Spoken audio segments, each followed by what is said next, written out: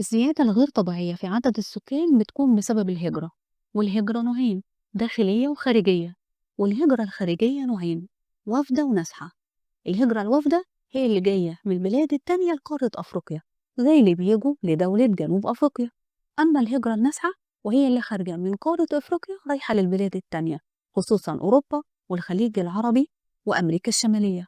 ليه سكان أفريقيا بيتركوا القارة ويروحوا للبلاد التانية؟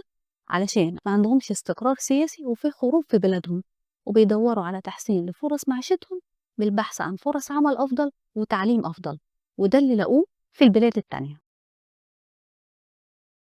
بعد ما فهمنا يلا بينا نثبت المعلومة. الحق الحق، خير فيه ايه؟ في زيادة في عدد السكان غير طبيعية. في هجرة نازحة خارجية جاية بسرعة من إفريقيا. هجرة خارجية نوعين: وافدة ونازحة.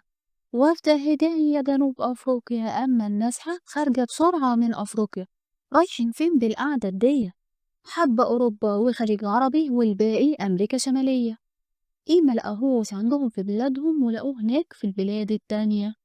نو استقرار سياسي في بلادهم، في حروب دايما كده فيما بينهم، وضعف التعليم والعمل في بلدهم، ورغبة تحسين مستوى معيشتهم.